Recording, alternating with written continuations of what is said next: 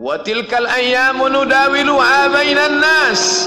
Demikianlah hari demi hari kami pergantikan di antara manusia. Untuk apa hari ini dirubah Allah Ta'ala?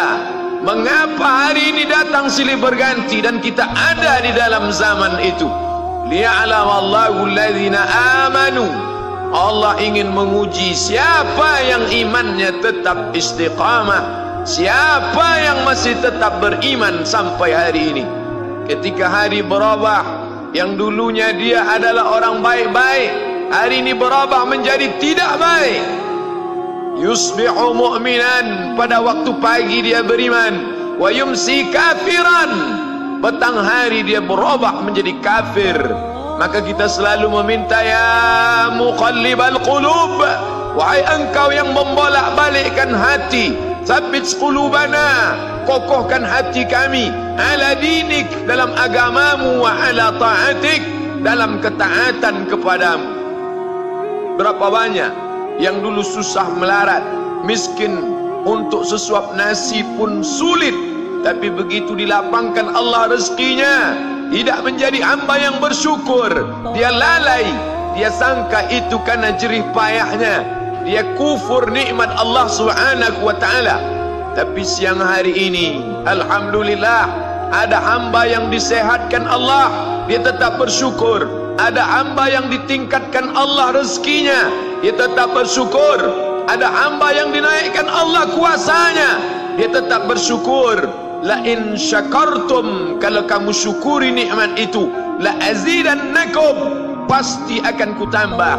Wala in kafartum, tapi ingat, kalau kamu kufur, kamu ingkar, inna azabi lasyadid, azabku amat sangat hebat, amat sangat dahsyat, amat sangat mengerikan.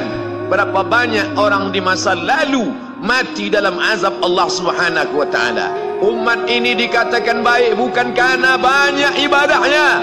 Umat ini dikatakan baik bukan karena dia pergi bolak-balik ke kota Makkah Al-Mukarramah untuk haji dan umrah. Allah puji umat ini, kuntum khaira ummah, kalian umat terbaik.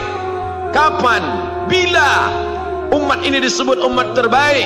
Ta'muruna bil ma'ruf, ketika engkau sanggup mengingatkan saudaramu dalam kebaikan. Pagi ingatkan tentang siang, siang ingatkan tentang petang, petang ingatkan tentang malam, malam ingatkan bahwa esok pagi kita tetap berbuat baik. Wa tanhauna 'anil munkar, larang mereka dari perbuatan mungkar. Maka hari-hari yang sudah kita lewati di masa yang lalu, sanggupkah akan pulang kembali? Pepatah Arab mengatakan, lan tarji'al ayyamul lati madat, yang lalu tak dapat terulang kembali. Apakah semua itu berlalu begitu saja? Tidak ada yang percuma, tidak ada yang sia-sia. Semua akan diminta pertanggungjawaban di hadapan Allah Subhanahu wa ta'ala. Sejak kita tegak di atas muka bumi ini, sejak kita diberikan nafas, diberikan hidup, diberikan nyawa, maka sejak itu kita ditanya, apa khalaqnakum abatha? Apakah kalian kami ciptakan sia-sia?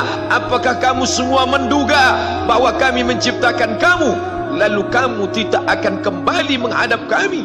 Semua akan diminta pertanggungjawaban di hadapan Allah Subhanahu wa ta'ala. Tidak ada kata yang dapat terucap dari lidah orang beriman selain ucapan astaghfirullahaladzim.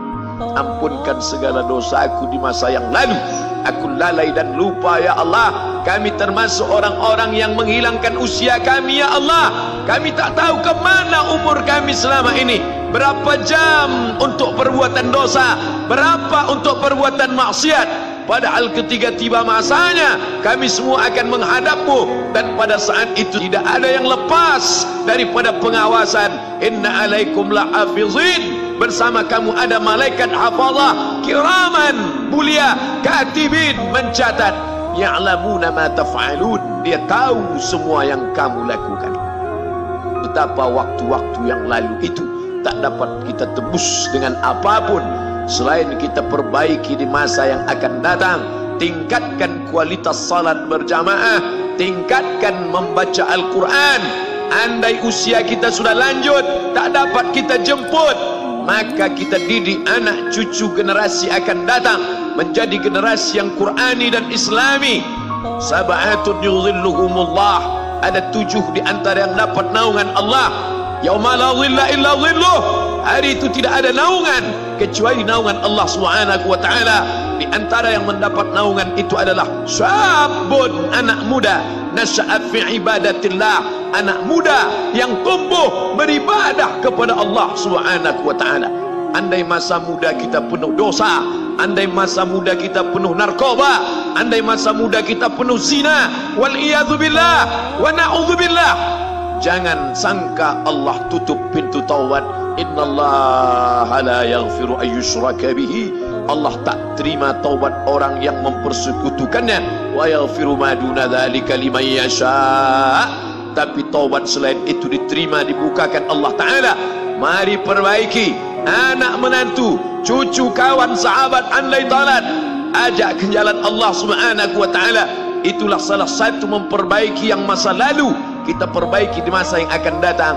Di antara tujuan Allah mengapa dia buat kita masih hidup di akhir tahun ini, ya'lamallahu allazina amanu, Allah menguji siapa yang masih tetap dalam istiqamah iman dan Islam.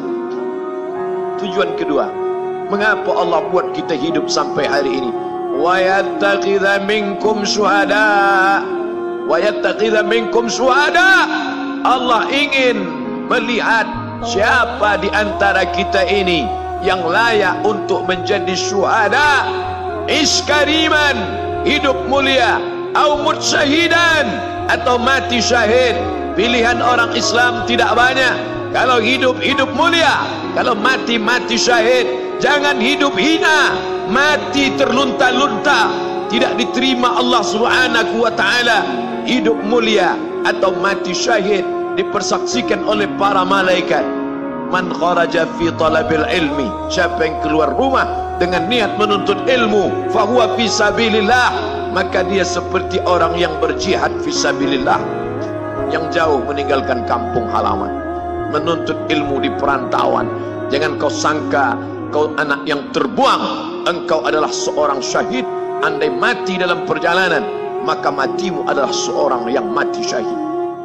Mencari rezeki yang halal, meninggalkan anak dan istri demi untuk memberikan nafkah, menjaga diri dari riba, menjaga diri dari haram, menjaga diri dari syubhat. Ditinggalkan anak yang masih kecil, istri yang memerlukan kasih sayang. Kutinggalkan kalian bukan karena hawa nafsu, tapi ingin mencari yang halal. Tetesan air mata, penuh keringat dan kerinduan, munajat di tengah malam, dibayar Allah Ta'ala dengan tetesan darah seorang syahid.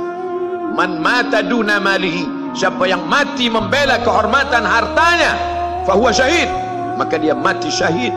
Betapa seorang yang susah melarat hanya untuk menjaga diri dari yang haram dan syubhat, Allah muliakan dia.